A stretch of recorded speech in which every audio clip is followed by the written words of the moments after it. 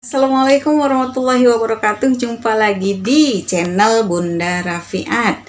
Nah, kali ini kita akan membahas tentang info PPDB online. Tapi sebelumnya jangan lupa untuk like, komen, share, and subscribe. Oh ya, jangan lupa klik tanda loncengnya supaya bisa mendapatkan notifikasi video dari channel Bunda Rafiat. Oke? Kita lanjut dengan info PPDB online 2021. Check it out.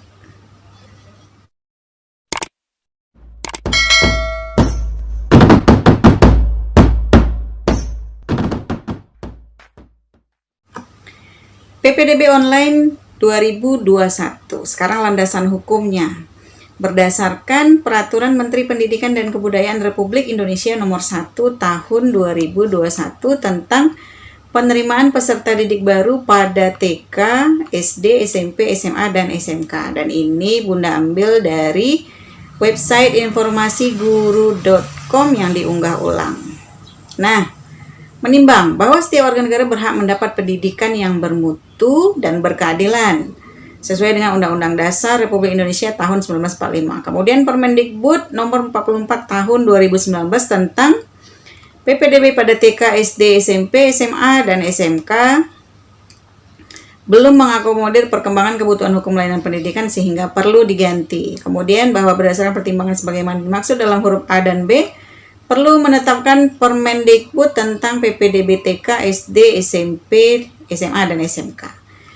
Mengingat Pasal 7 Ayat 3 Undang-Undang Dasar Negara Republik Indonesia tahun 45, Undang-Undang Nomor 20 tahun 2003 tentang Sistem Pendidikan Nasional, kemudian Undang-Undang Nomor 39 tahun 2008 tentang Kementerian Negara, Undang-Undang Nomor 23 tahun 2014 tentang Pemerintahan Daerah, Peraturan Pemerintah Nomor 17 tahun 2010 tentang Pengelolaan dan Penyelenggaraan Pendidikan, kemudian Perpres Nomor 82 tahun 2019 tentang Kementerian Pendidikan dan Kebudayaan. Selanjutnya Permendikbud nomor 45 tahun 2019 sehingga memutuskan dan menetapkan Permendikbud tentang penerimaan peserta didik baru pada taman kanak-kanak, sekolah dasar, sekolah menengah pertama, sekolah menengah atas, dan sekolah menengah kejuruan. Nah, PPDB dilaksanakan secara objektif, transparan, dan akuntabel. Itu dituangkan dalam pasal 2. Kemudian persyaratan usia. Persyaratan usia untuk TK paling rendah 4 tahun dan paling tinggi 5 tahun untuk kelompok A, paling rendah 5 tahun dan paling tinggi 6 tahun untuk kelompok B.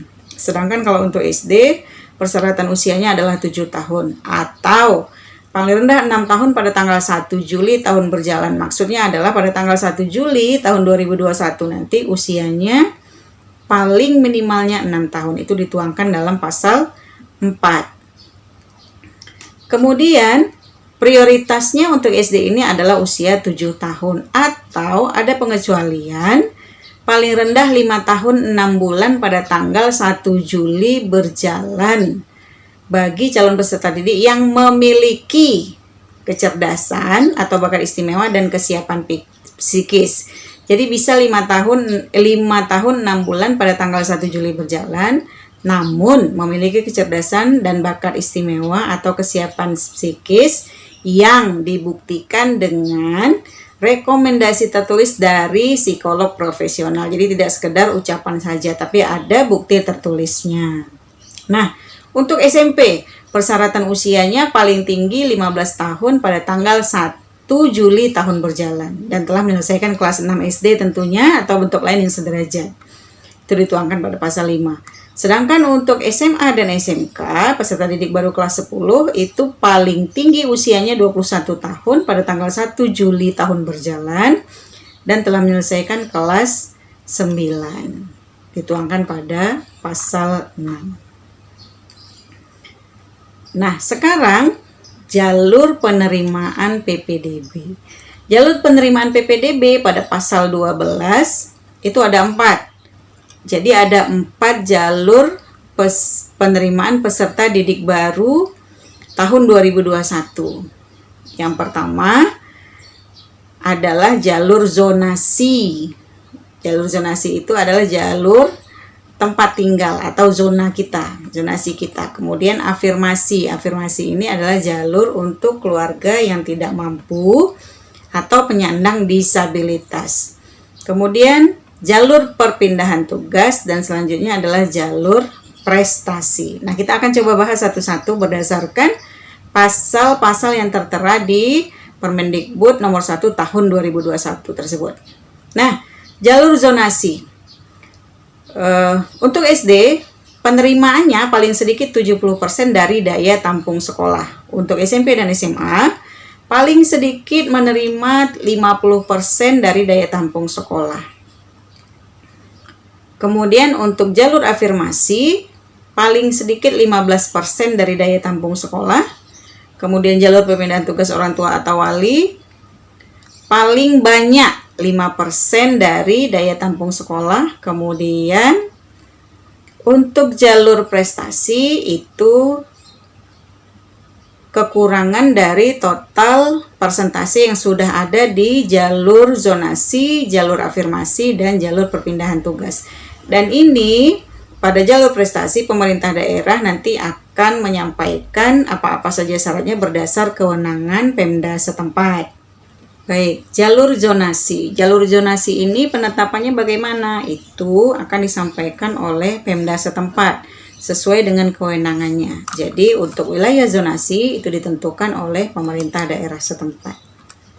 Nah, untuk jalur afirmasi ini diperuntukkan kepada calon peserta didik baru yang pertama, berasal dari keluarga ekonomi tidak mampu, yang kedua penyandang disabilitas. Peserta didik yang melalui jalur afirmasi ini merupakan peserta didik yang berdomisili di dalam dan di luar wilayah zonasi sekolah yang bersangkutan. Jadi bisa berada di dalam zonasi ataupun di luar zonasi sekolah yang bersangkutan. Jadi bisa melewati jalur afirmasi. Jalur afirmasi ini harus dibuktikan bahwa peserta didik ini berada dalam program penanganan keluarga tidak mampu dari pemerintah pusat atau pemerintah daerah. Kemudian nanti diwajibkan adanya surat pernyataan dari orang tua atau wali peserta didik yang menyatakan bersedia diproses secara hukum jika terbukti memalsukan bukti keikutsertaan dalam program penanganan keluarga tidak mampu. Nah, selanjutnya pada pasal 23 tentang jalur perpindahan tugas orang tua atau wali. Perpindahan tugas orang tua atau wali dimaksud dibuktikan dengan surat penugasan dari, yang pertama dari instansi, dari lembaga, dari kantor, atau dari perusahaan yang mempekerjakan. Dalam hal terdapat sisa kuota jalur perpindahan tugas, maka sisa kuota dapat dialokasikan untuk calon peserta didik pada sekolah tempat orang tua atau wali mengajar. Kemudian penentuan peserta didik dalam jalur perpindahan tugas orang tua diprioritaskan pada jarak tempat tinggal calon peserta didik yang terdekat dengan sekolah. Selanjutnya jalur prestasi. Nah, jalur prestasi ini ditentukan berdasarkan rapor yang dilampirkan dengan surat keterangan peringkat nilai rapor peserta didik dari sekolah asal, kemudian prestasi di bidang akademik maupun non-akademik, menggunakan nilai rapor pada 5 semester. Sedangkan bukti atas prestasi di bidang akademik maupun non-akademik itu diterbitkan paling singkat 6 bulan dan paling lama 3 tahun sebelum tanggal pendaftaran. Jadi untuk prestasi ke pemerintah daerah memiliki kewenangan untuk menentukan kategori prestasi sebagai syarat penerimaannya.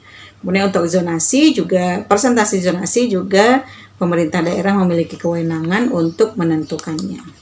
Nah, selanjutnya tahapan PPDB. Tahapan PPDB itu yang pertama pengumuman pendaftaran. Biasanya pengumuman pendaftaran itu diumumkan pada bulan Juni. Kemudian kapan mulai pendaftarannya nanti akan diumumkan dan Bunda akan upload lagi nanti apa-apa saja syarat dan kapan jadwal pendaftaran PPDB.